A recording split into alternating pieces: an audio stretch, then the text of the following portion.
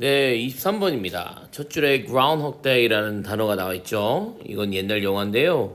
그 옛날 영화에서 빌 머레이라는 주인공이 나오고 이 영화의 우리나라 말 번역은 사랑의 블루콜이거든요. 왜냐면 같은 하루가 계속 반복되는 사람의 이야기가 나옵니다. 이 weatherman, 즉 날씨를 예보하는 사람인데요. 이분이 Groundhog Day라고 하는 성촉절을 기념하는 시골 동네로 가는데 하필이면 그때 눈이 너무 많이 와서 다시 그 동네로 돌아오게 됩니다. 근데 그 하루를 정말 지겹게 살고 있었던 그 하루를 매일매일 살아야 되는 상황이 된 거예요. 이렇게 끝없는 루프를 경험하게 되면서 빌 머레이가 이 역할을 했던 그 주인공은 나중에는 오히려 삶의 의미를 느끼면서 프랑스어도 배우고 여러 가지 긍정적인 부분을 계속 발전시켜서 결국은 스포일러지만 영화가 30년 넘었기 때문에 넘어가서 말씀을 좀 드리자면 완벽한 예측성을 원하지 않고 이 사람은 결국은 그 부분에서 빠져나가게 됩니다. 진정한 사랑을 발견하고요.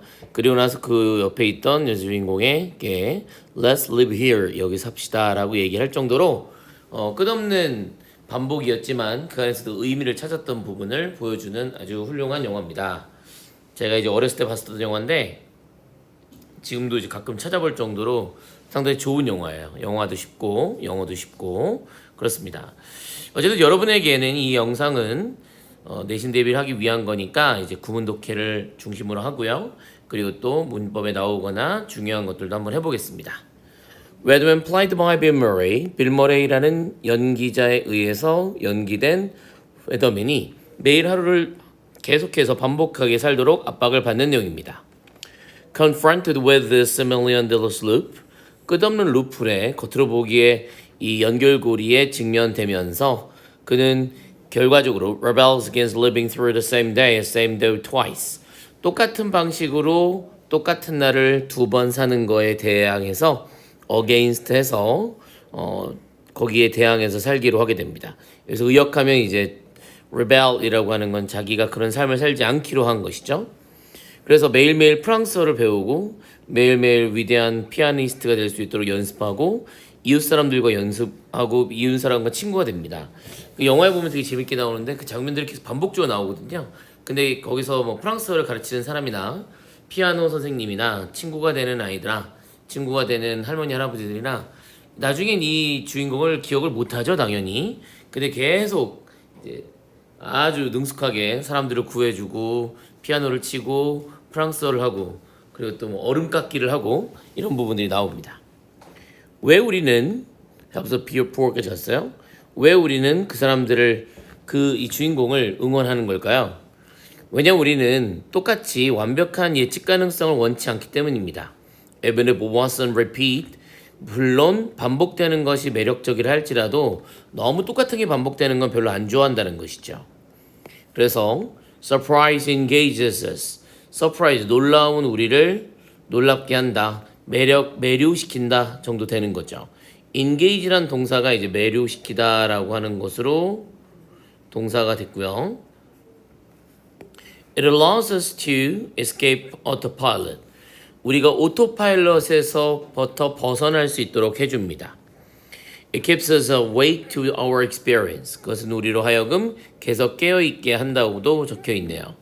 awake는 형용사고요. 깨어있는 이라는 형용사가 되는 거고 이 글에서 계속 반복적으로 등장하고 있는 it이라는 것은 놀라움이라는 surprise와 같은 단어가 되겠습니다. 실제로 neurotransmitter systems involved reward, 보상과 관련되어 있는 신경 전달 물질이 있어요. 그것들은 are tied to the level of surprise. 놀라움의 레벨과 상당히 연결고리가 있다는 것입니다. 그러니까 뭐 새로운 것들, 놀랍게 생각지도 못했던 것이 오히려 보상으로 크게 다가간다는 것이죠. Reward delivered at regular predictive times is a lot less activity in the brain. 정기적이고 예측 가능한 때 전달이 되어지는 보상들. 앞에 있는 명사를 꾸며주는 거죠. 이렇게. 그런 구조는 is a lot less activity. a lot 이란 녀석은 비교급을 수식하는 녀석으로 훨씬 덜 활동을 나타낸다. 그래서 yield가 동사가 되겠고요. yield는 뭐뭐를 나타내다, 뭐뭐를 산출하다라는 뜻이고요.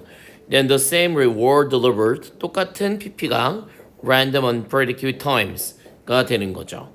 그래서 이때는 delivered가 공통으로 두 번 다 PP가 돼서 앞에 있는 명사를 꾸며주고 있는 구조로 등장을 했습니다. 앞에 있는 명사를 이렇게 꾸며주고 있는 것이죠. 그리고 랜덤하게 예측 가능하지 않은 시기에 전달되는 똑같은 보상보다는 뇌에서 훨씬 더 적은 활동을 불러일으키는 것이 바로 정기적인 것인 것이죠. 그래서 이 글에서는 놀라움이라는 단어가 바로 unpredictable한 time과 같은 의미의 단어로도 쓰여졌다. 이렇게 볼 수가 있겠습니다. 마지막 문장은 빈칸으로 나올 수 있겠죠. surprise, gratifies. gratify는 동사로 만족시키다 라는 뜻인데요.